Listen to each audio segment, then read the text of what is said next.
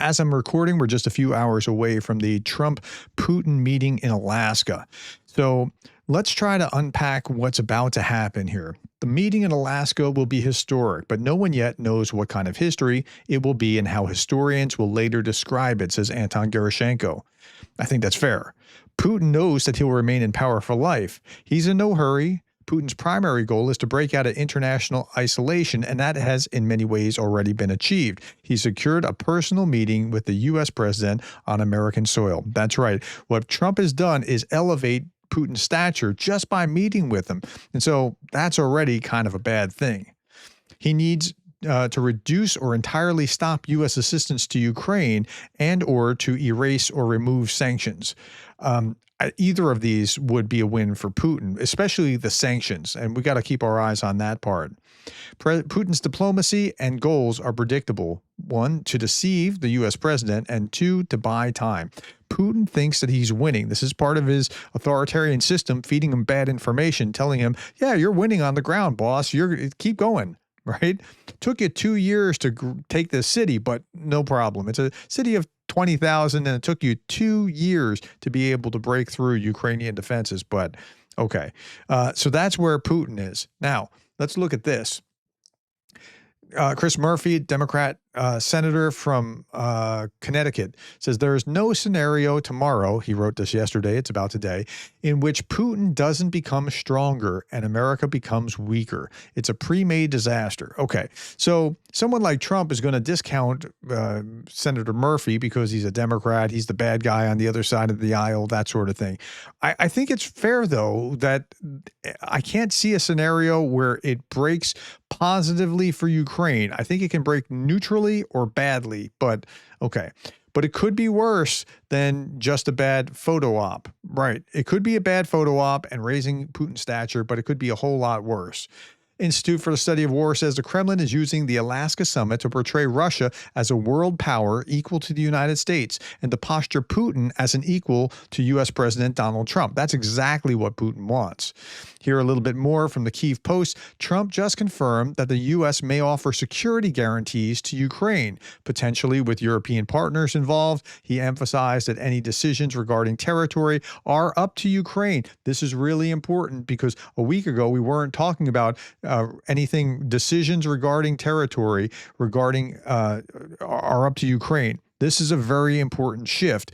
So last week at this time, we were just starting to break away from talking about sanctions that were about to be levied because Witkoff came back from meeting with Putin, and then they started talking about swapping territories. Well, they put the kibosh on that. Zelensky and all the Europeans were saying, there's no way, we're not coming to the table at all. We need a ceasefire. Okay.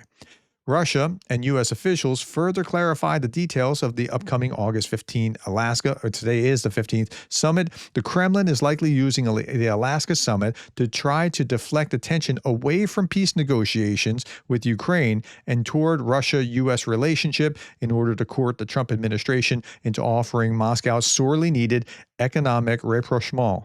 Okay. I think that's the case. I think the more that they can stay on task about Ukraine, the better.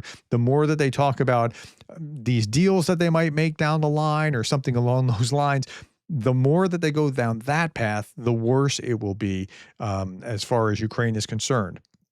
The Kremlin is also likely to distract from the war in Ukraine by pressuring Trump administration to engage in bilateral arms control talks at the Alaska summit. They should be talking about that another time, not here. Let's talk about the ceasefire first, and then we can talk about the other issues.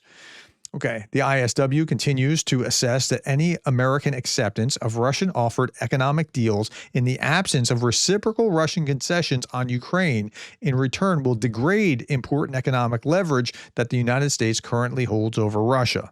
So if you want to maintain this leverage, you can't just give it away. You have to, okay, so you want to have these sanctions relieved. Well, show us that you're doing something. Come to the table, stop firing, have a ceasefire. Then after your ceasefire is in place for such and such a time, we can start talking about removing your sanctions or something along those lines.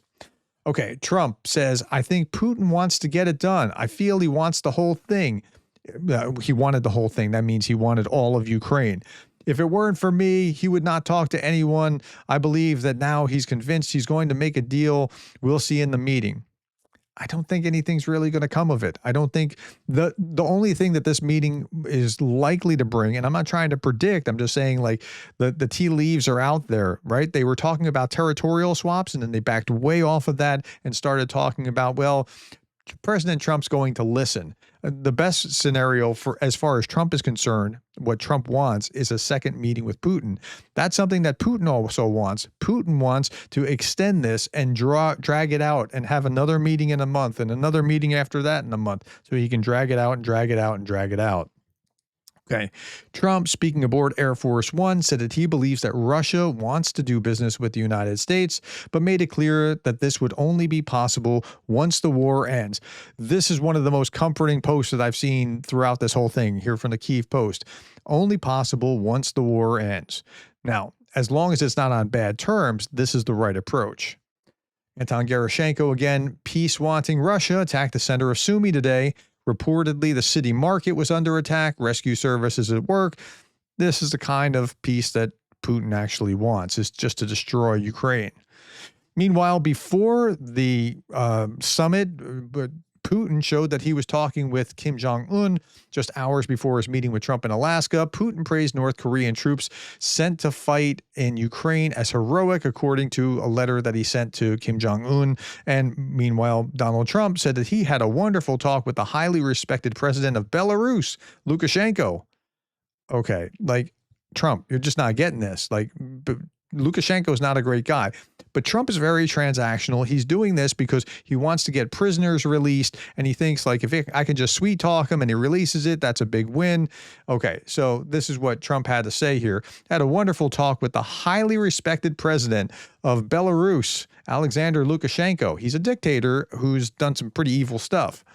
The purpose of the call was to thank him for releasing of 16 prisoners. We were also discussing the release of 1,300 additional prisoners. Our conversation was a very good one. We discussed many topics, including President Putin's visit to Alaska. I look forward to meeting President Lukashenko in the future. I look forward to meeting President Lukashenko in the future. Listen to that, right? That's where Trump is just before he's heading out to these talks. Okay, now who's going for the Russian side? Russian delegation is going to consist of, beyond Putin, Lavrov, Ushakov, Belyusov, Silanov, and Dmitriev, right? That's the dream team from the Russian side. Okay, the White House is sending not just Trump, but Marco Rubio. He's pretty solid. He's going to be the most solid on here. Commerce Secretary Howard Lutnick, who I don't like usually for tariff kind of reasons, but he might actually be useful in the sense of, well, let's tariff them too. Let's tariff these other, like he's all about tariffs. So maybe it could also break badly because maybe he's trying to make some kind of commerce deal. I just don't know. CIA Director John Ratcliffe will probably be a good positive influence with that.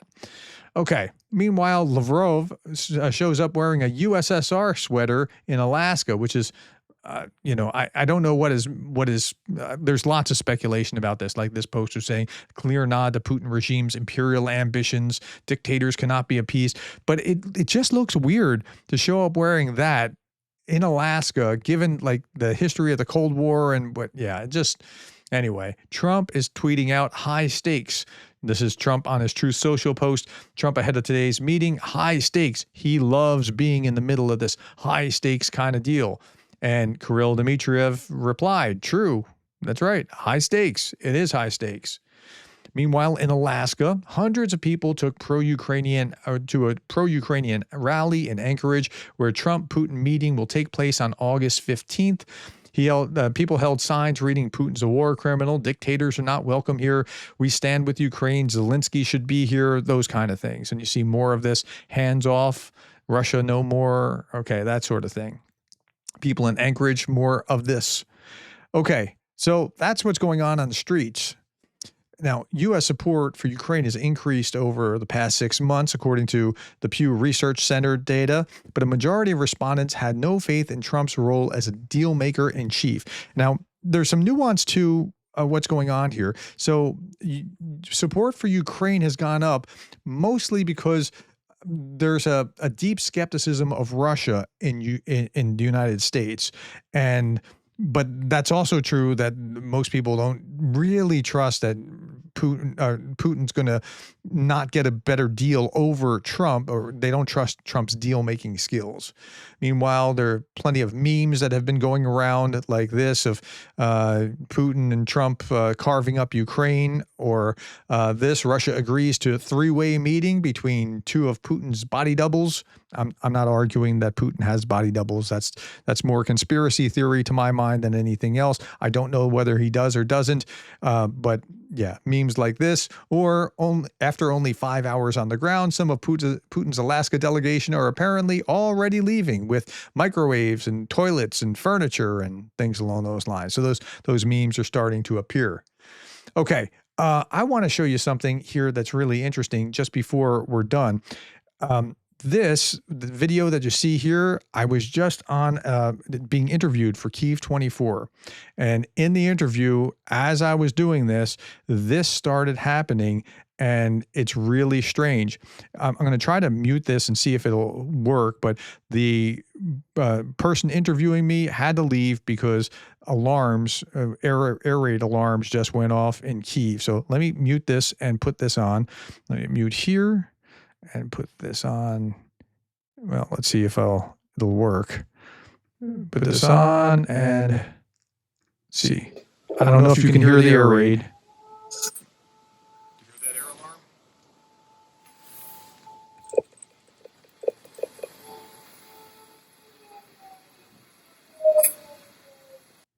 Yeah. So that's what happened. Just as we were talking, just 20 minutes, a half hour ago. That's the situation going on in Ukraine. All right. Last little bit by Darth Putin, my friends. This guy's so clever. I'm a new kind of mob boss. I'm going to make Ukraine an offer they can't accept. All right, my friends. Thank you for your time. Thank you for the likes, the shares, and the subscribes. And thank you for being the kind of person that cares about Ukraine.